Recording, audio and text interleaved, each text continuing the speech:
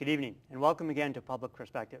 I'm your host, Kevin McDermott, and tonight we'll be talking about one of our favorite subjects, politics, but not in the usual manner. Our guest tonight is not a candidate, not a sitting public official. We'll be talking about how we involve young people in the political process. So tonight we'll be talking with Jill Bass, who works with the Mikva Challenge. Jill, thank you so much for being here. Thank you. So you are the Director of Curriculum and Teacher Development, but you also have another title, right? You are the Director of The Center for Action Civics at Mikva Challenge. So I love that term, action civics, because it sounds like you're going to do something really good. We do. So talk about that. What is action civics? So Action Civics is our brand of civic education. It's getting young people involved in civic learning and civic acting. So really there's four main components of Action Civics. We start with youth expertise. We believe that young people know things and come to the table with a deep knowledge of a lot of issues, policy-related issues that... Now, let me stop you there for a second, Yeah. because we're talking about high school kids high school here, right? students And so generally. you start with the supposition that they come with a deep knowledge of these issues to begin with? So, And- for example, an issue, if you ask a young person in Chicago, what's an issue that you care about? A lot of our students bring up the issue of safety in their communities. Well, they know quite well, actually, there, right? better than a lot of the adults, particularly in the schools, teachers and administrators that may not live in that community. What corners are safe, what streets are safe, what's not safe, and what action, when a fight's going to break out, students know way before the adults do. And so we know that students have a deep understanding of things that would inform policy. So in the issue of safety in schools, a lot of times administrators try to create policies to create safe school environments. And really, if you asked students, they could tell you quite honestly if that would work or not. You know, hall sweeps, well, students know how to get around that. So we know that students have a lot of expertise, and we adults that make policy really lose out by not inviting them to the table. And so the second piece of Action Civics is developing youth voice. So having students understand that they do have expertise and helping them develop their communication styles and skills to be able to put forth what they think are important policy decisions and ideas. Also a matter of teaching them that this is valuable and that their opinions really are valid and important. Is that the central part of it? Absolutely, because I mean that's not a message that most young people hear nowadays. Right, like just wait your time. You'll know better when you're older. Listen that sort and of thing. we'll tell you how it Right. is. So we kind of flip that, and then the third piece is learning by doing. So particularly, I mean, I think experiential education is really powerful, but especially when it comes to civics in a democracy. How are you going to learn how to participate in democracy except by participating in democracy? So for all of our programs, we have students learn by participating. In fact, you told me about a T-shirt that says democracy is a verb. That's our slogan. Yes, I like that. Yeah. And then the last piece is reflection, because a lot of times when you get engaged in politics, you know, you don't win, whether it be trying to get a stop sign on your corner or to get your guy elected. You don't always win the first time out. So particularly with teenagers who, you know, their lifespan and their urgency to get things done, the idea that this is part of a larger experience and that when we're doing things, we have to reflect what did we do well, what can we learn to do better for the future, and take that knowledge and move on. It's interesting you say that, because I was, now this is a little far afield, but reading about the changes in the Middle East in the Arab Spring, and talking about, particularly in Egypt, where the Muslim Brotherhood seems to be the group that will be most likely to take power and run the country, and how that organization, as a political organization, the Muslim Brotherhood was founded in I believe the 1930s. And really did not achieve political power until now. And so that's a multi-generational effort to try to make change. So here are the teenagers. If it doesn't happen this semester, it's a failure, right? So is it a matter of trying to teach them the much longer perspective? Well, and so we look back in history, we look at historical case studies. You know, a lot of our teachers use, starting with the American Revolution, as these guys were trying to bring about change on an issue that they thought was really important. what did they do well? What could they have done differently? Did they need to go to war to accomplish this? So really analyzing strategies that were taken and thinking, what can we learn from what they did through any historical movement? Really, you can do that. So you take this program into high schools primarily, right? Mm-hmm. And is the idea to develop classes for the students, or to get them involved in extracurricular activities, or how does that work? So, I mean, we work in a variety of different ways because we're trying to meet young people where they are. So initially, a lot of our programs worked outside of the classroom, and we still do. We have after-school programs. We have programs in our office where students come downtown and are on youth councils developing policy recommendations for the mayor, for the CTA. But we also realized that the way to really reach more students was to help develop teachers. So I myself am a former teacher, and I did Mikva in the classroom. And so providing curriculum and professional development for teachers so that we can build their capacity, and then, you know, it's endless how many classrooms that this can be in. So how many classrooms are you in? Well, currently we're in about 90 classrooms in Chicago. Chicago Public School System. Chicago Right? Public School System. We also have election programs in the suburbs out here. We can do professional development out in the suburbs. Our curriculum is available to anyone. We're actually probably going to go to Madison, Wisconsin this summer to train a cadre of teachers up there. So, I mean, we're looking to be where anybody wants us to be. So if a school were interested, how would a school bring this in? Or how would they even know that this is available, first of all, and then how would they bring it in? So I think our website, www.actioncivics.org, is a great place to start. We have information on our curriculum and our professional development and just events that we have hosting around the city. And then they can contact me, Jill at mikvachallenge.org.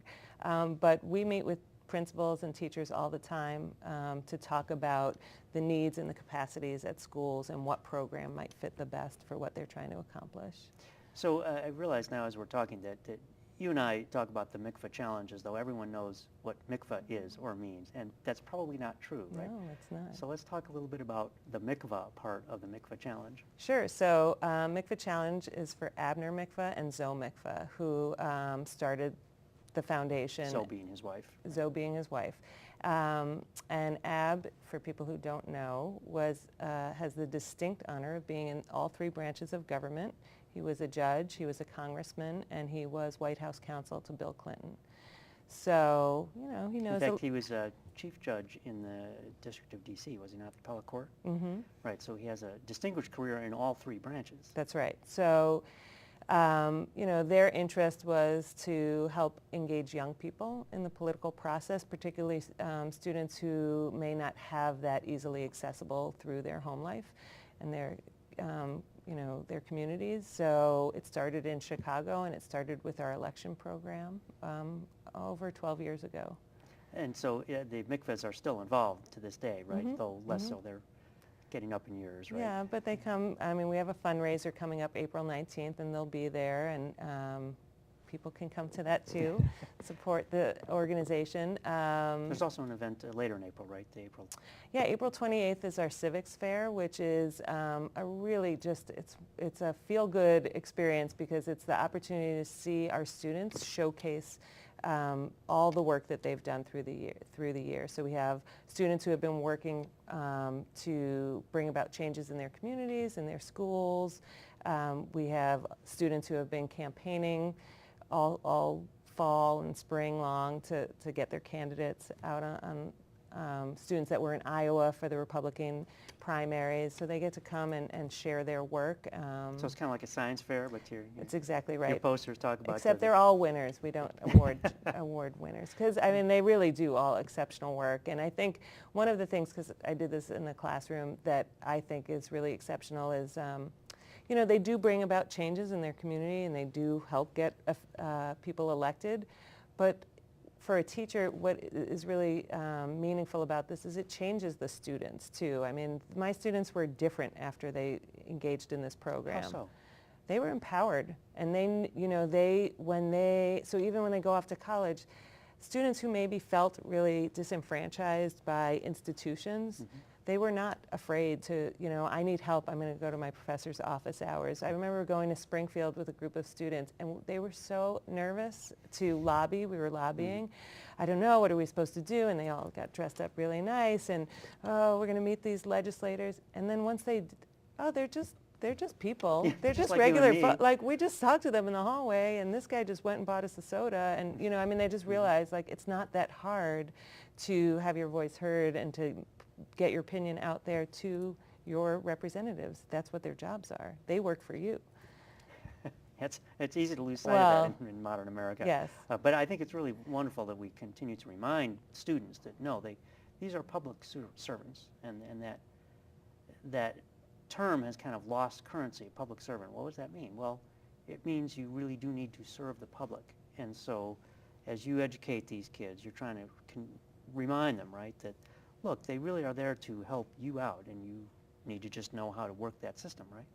Yeah, and I mean, if you feel like your voice is absent from the conversation, then it's on you to really put your voice into the conversation. So for our students, not only are they young, which automatically puts them on the periphery in the policy conversation, but a lot of them are from disadvantaged neighborhoods, so they don't feel particularly tied into government.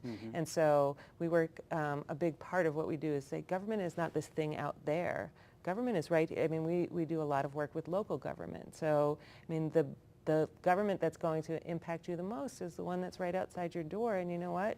You could just walk down the street and talk to the police chief or whoever it is. And so, in classrooms, bringing in these decision makers and having students interview them and have conversations with them really shifts their vision of how everything works. It doesn't feel so far away. Well, I think that's particularly relevant because now, having just come through an election cycle, and it's easy to hear people say things like, well, I only vote in the presidential elections, as though that somehow that's a badge of honor. And really, that's the opposite, because as you say, your property taxes are determined primarily by the schools and who sits on your school board. Most people don't know. They don't even know they have a school board, let alone who sits on it. So educating these young people to say, no, as you say, it's in your backyard. Go see it. Now, as I think about that, when we think about politics, people always use that as kind of a dirty word as much as anything, right? So the idea of educating kids about getting involved in the political process, the snide view of that would be, yes, educating another class of people who will just use it to their own advantage. But how do you approach that subject? Since there is so much, particularly here in Illinois, where, by the way, I was meeting with the adult children of a friend of mine, and these adult children live in California, and I mentioned something in passing about our 4 imprisoned ex-governors, and the one fellow just stopped in shock and looks at, are you kidding? Like, no, that's Illinois. We have, count them 4. So here in Illinois, where we live with that kind of process, how does the Mikva Challenge deal with that issue of the rampant corruption here in the state? And well, everywhere, but particularly here. How do you work them and teach them that that's not the only way and not necessarily even the best? So that's interesting because I don't think our young people that I've worked with, corruption is not really, I mean, what happens is it breeds cynicism in them, but I don't think they're thinking about how can I be corrupt. They're really looking to there's just some idealism that young people have in believing that it should be a better way. And so what's really, I think, also exceptional about getting young people involved is they really have the energy and the idealism to power a ship. Like taking kids out on the campaign it's just watch it go, because they will door knock and phone call. Like, I don't want to do this, but they are just tireless in doing it. So I really think our candidates really benefit when they get students on their campaign. And so for candidates watching this, they should really think about trying to attract students, because that is the best free labor you're going to get. But as a teacher, what was hard was there is some real reason to be cynical. There is a lot of corruption. And so sort of balancing a healthy critical eye. So we teach our students to be critical consumers and not just believe the first thing that oh, I like that commercial. I like what he had to say. Okay, but where's the evidence? Let's check the facts a little bit more. So having them be critical, but not so critical that they're cynical. I mean, I think that's the tension that getting young people involved is about. But the issues that are really present for students are driving issues. I mean, it's about their well-being, their welfare, and their futures. So that is not, I mean, the motivation that drives our students are these issues. So we always start, when we say youth voice, we always start with what matters to you. You know, the assumption is that young people don't care about things. They care about a lot of things. It just might not be the same things that adults care about. And so asking students, what do you care about? First of all, that's a question that they rarely get asked. And so, oh, you're asking me what I care about. And then saying, let's figure out how we could, you know, we had this activity of I dream a city or I dream a community. So forget the problems. What would it look like if you could design the perfect school or design the perfect community? What would it look like? And then we talk about what do we need to do to get there. And I mean, that's very inspirational for young people to think that I could actually do things to make it better.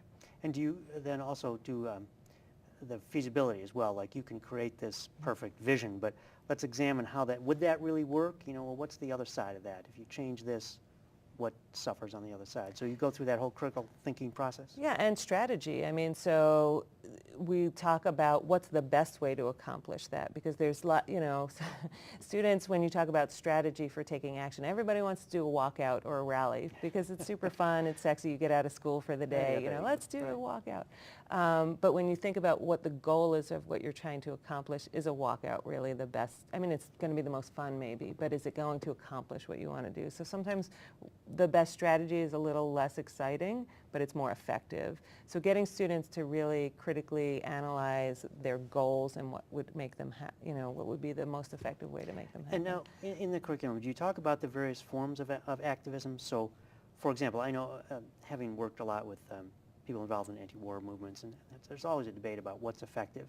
You know, street action is the only way to do things, and talking to politicians is useless. But there's really a mix of things, isn't there? I mean, each kind of activism has its own effect. And do you talk about that in the curriculum? And absolutely. When something's appropriate and when it's not?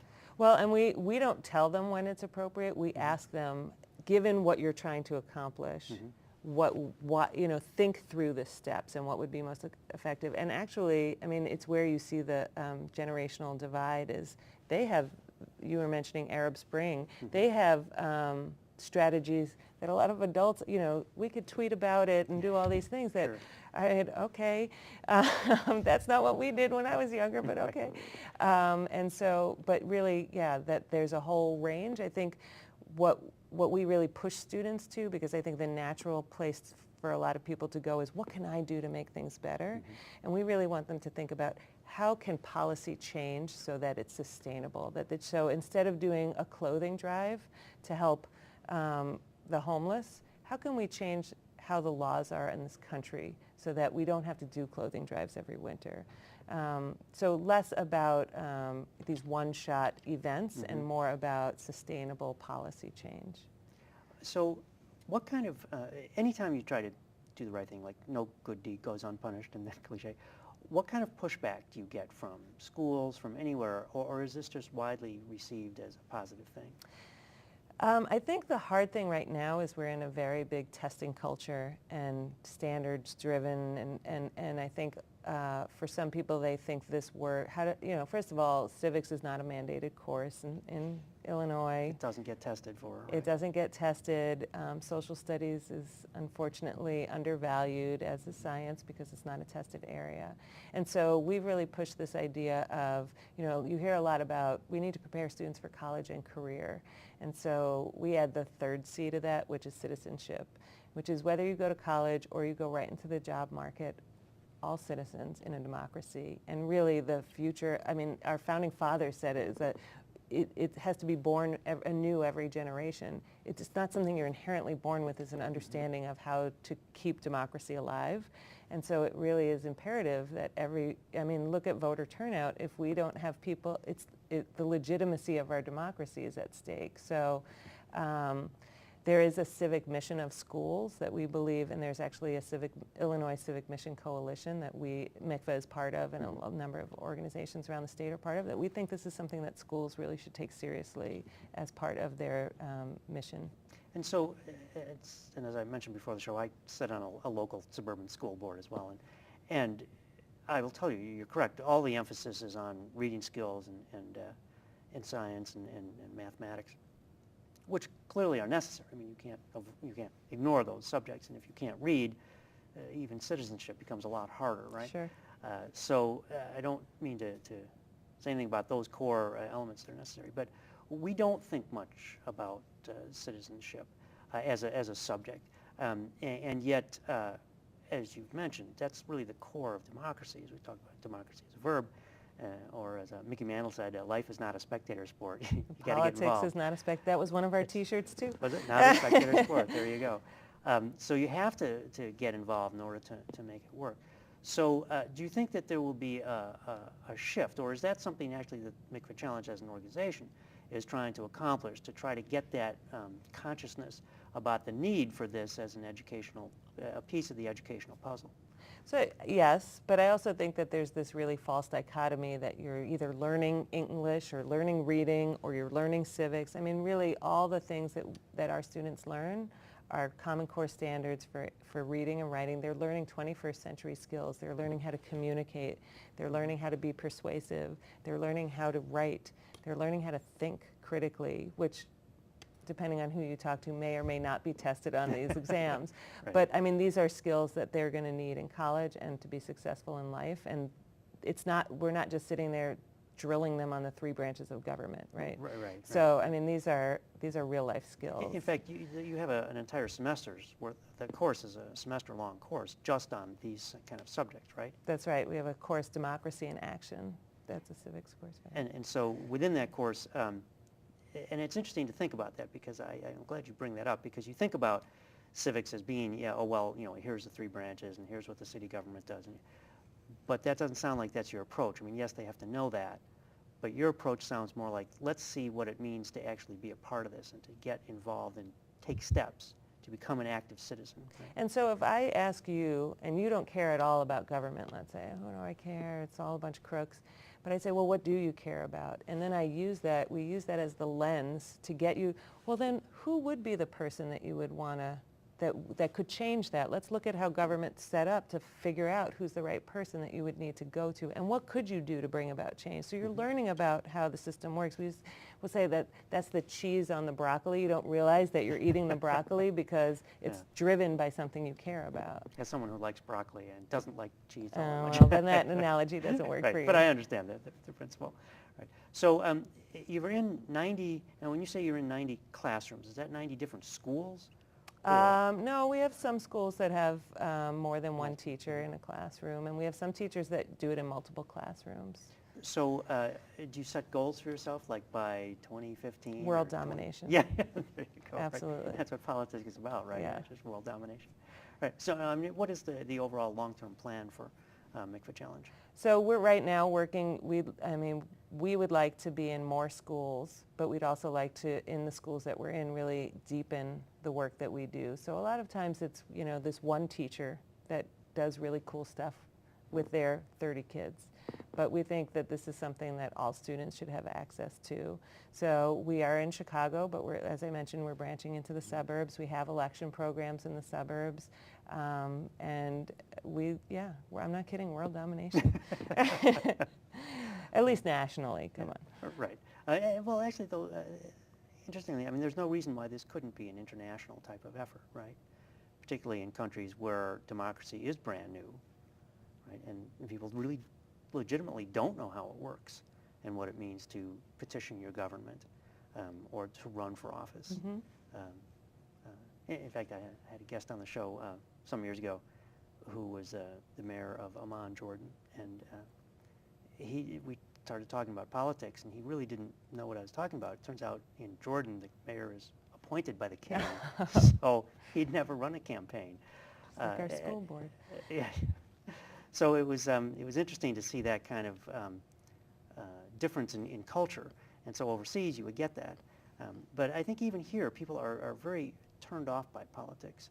So what I think I admire most about the Mikva Challenge is to try to get past, as you say, that cynicism, to not hide the fact that there are some ugly sides of the political world, but to get people excited about it and to understand that they own it, right? Yeah, and I mean, democracy, you can be annoyed by democracy, but you have a chance to have your voice heard, be it through activism, voting, or running for office. So another T-shirt that we had was "Campaign, Don't Complain." So you know what? If you don't like the way things are, then do something to make it change. And we really do believe that young people, I mean, we say we're not training them for the future, we're training them to be leaders now. So, and actually, if people come to our civics fair, they will see that. So the students have been through your program, and now it's been around for, I think, about a dozen years, you had said earlier. Do they come back, and do you get to hear their stories of success later? Oh, yeah. So, I mean, a real point of pride for me is one of my former students, when I was teaching and doing Mikva, and she was very active in Mikva, now works for us. So it's really fun for me. But a lot of them are working on political campaigns. Not all of them go into politics, but a lot of them really enjoy it, and they want to be kids who do elections, they want to go off and be campaign managers or work on campaigns. And they're studying political science or going to law school. They get really bit by the bug, you know. So they like do you have a favorite success story? Oh gosh, there's so many. Well, we do have, I did not know him, but he was a former Mikva student who is running for office now. So that's also, you know, that's the dream. It's the incubator that here you learned all the skills, now go off and help make our country better. Go off and do great things. Yeah. So as a school district, if a school district is interested, then how would that conversation get started, and how long does it take to try to work with your organization in order to get this installed in a school? I mean, so right now we're really looking at the next school year, because it's March already.